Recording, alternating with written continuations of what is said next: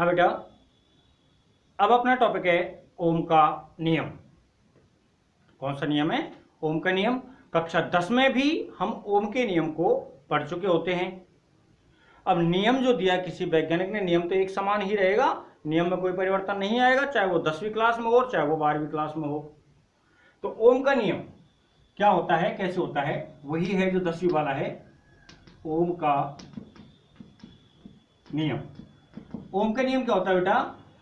जब किसी चालक तार की भौतिक अवस्थाओं को नियत रखा जाए, कोई भी चालक लें और उसकी भौतिक अवस्थाओं को कैसे रखा जाए, नियत रखा जाए, तो चालक के सिरों पर आरोपित विभव का मान क्या होता है? चालक तार की भौतिक अवस्थाओं को नियत रखा जाए तो उसके सिरों पर आरोपित विभव का मान चालक में प्रवाहित धारा के समानुपाती होता है। यानी कि अपने पास आरोपित विभव का मान, कौन से विभव का मान बेटा? आरोपित विभव का मान समानुपाती होता है किसकी? प्रवाहित धारा के। आरोपित विभव का मान प्रवाहित धारा के समानुपाती होता है। अब मैं यहां आरोपित विभव को B मानता हूं और धारा को I मानता हूं, तो B समानुपाती क्या हो जाएगा?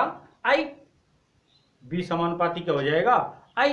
अब समानुपाती को हटाते हैं यहां R से, तो B बराबर क्या लिख देते हैं?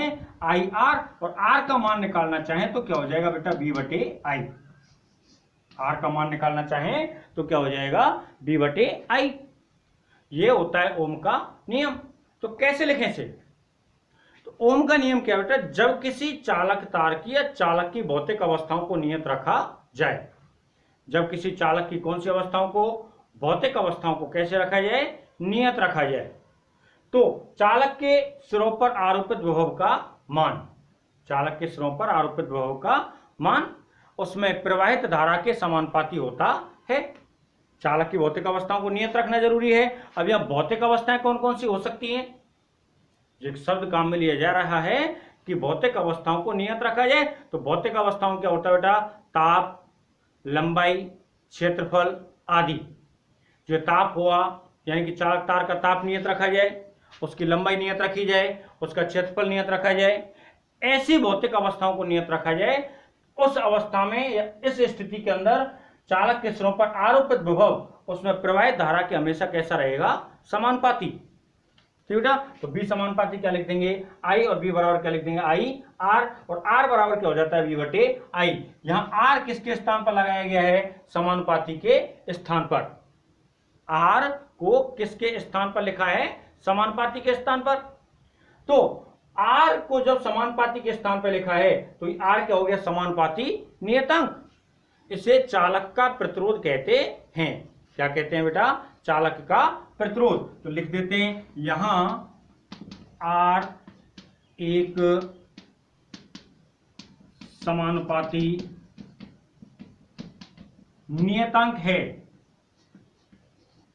जिसे चालक का प्रतिरोध कहते हैं। चालक का प्रतिरोध कहते हैं। इसे क्या नाम देते बेटा? चालक का प्रतिरोध। अब यहां देखो, विभव और धारा एक दूसरे के कैसे हैं बेटा? समानुपाती। और जब समानुपाती हैं तो इन दोनों के मध्य बनने वाला ग्राफ कैसी रेखा प्राप्त होगा? एक सरल रेखा प्राप्त होना चाहिए। जब दो भौतिक राशियां एक दूसरे के समानुपाती हों, दो भौतिक राशियां कैसे हों बेटा? एक दूसरे के समानुपाती। तो दोनों के मध्य बनने वाला ग्राफ कैसी रेखा प्राप्त होना चाहिए? एक सरल रेखा प्राप्त होना चाहिए। कैसी रेखा आना चाहिए? एक सरल रेखा आनी चाहिए। तो दोनों समानुपाती इनके मध्य बनने वाला ग्राफ कैसी रेखा प्राप्त होता है? एक सरल रेखा प्राप्त होता है। कैसी रेखा प्राप्त होता है बेटा? एक सरल रेखा प्राप्त होता है। अब एक पोजीशन कह के चल रहा हूं, यदि बाई अक्ष पर विभव को और एक्स अक्ष पर धारा को लिया जाता है, कंडीशन है बाई अक्ष पर विभव को और एक्स अक्ष पर किसको? धारा को लिया जाता है, तो इनके मध्य जो ग्राफ बनेगा वो तो सरल रेखा बनेगा। क्यों? क्योंकि विभव का मान समानुपाती है किसके? धारा के। ठीक बेटा, जब बाई अक्ष पर विभव को और एक्स अक्ष पर किसको लिया जाता है? धारा को लिया जाता है, तो बनने वाली सरल रेखा का ढाल या बनने वाली सरल रेखा की प्रवणता चालक के प्रतिरोध को प्रदर्शित करती है। क्या होता है बेटा, जब कंडीशन है y अक्ष पर किसको, विभव को, और x अक्ष पर किसको, धारा को लिया जाए, तो दोनों के मध्य बनने वाले ग्राफ का ढाल या बनने वाली क्या एक सरल रेखा है कि उसका ढाल किसको प्रदर्शित करता है, प्रतिरोध को प्रदर्शित करेगा। अब ढाल को या प्रवणता को कैसे लिखते हैं, सपोज दैट ये कोण थीटा है, तो यहां से परपेंडिकुलर डाल लेंगे, लंब डाल दिया, इसको O कह देता हूं, इसको A कह देते हैं और इसको क्या कह देते हैं, B। तो प्रतिरोध क्या हो जाएगा, यहां प्रतिरोध बराबर हो गया रेखा का ढाल या रेखा की प्रवणता, रेखा की प्रवणता। ठीक बेटा, प्रतिरोध को किससे प्रदर्शित करेंगे, R से, और ढाल या प्रवणता को क्या लिखते हैं, tan थीटा। कक्षा 11 में मैथ वाले बच्चे तो पढ़ चुके होते हैं, और मैंने आपको फिजिक्स में भी पढ़ा दिया होता है कि जो किसी भी रेखा का ढाल होता है उसे tan थीटा से प्रदर्शित किया जाता है। तो अपने पास R का मान क्या आ गया, tan थीटा, और tan थीटा का मान निकालें इसके अनुसार। तो देखो, जब मैं यहाँ x अक्ष पर I को ले रहा हूं तो यहां से यहां तक का मान मैं I मान सकता हूं, और इस AB का मान मैं क्या मान सकता हूं, B मान सकता हूं। तो tan थीटा बराबर क्या होता है बेटा, tan थीटा बराबर देखो क्या हो गया, लंब R बराबर हो गया, tan थीटा बराबर क्या होता है, देखो LAL बटे KKA। तो tan थीटा क्या होता है, लंब बटे आधार, तो इसकी जगह क्या लिख दिया जाएगा, लंब बटे आधार, और लंब में मान क्या आ रहा है बेटा, AB, और आधार में मान क्या आ रहा है, OB। तो R बराबर क्या आ गया, AB का मान क्या है, B, और OB का मान क्या है, I। तो ये क्या होता है, रेखा का ढाल, और इसे चालक का प्रतिरोध भी कहते हैं। ये रेखा का ढाल होता है, इसे चालक का प्रतिरोध भी कहते हैं। पहली पोजीशन, पहली सिचुएशन तो है ये।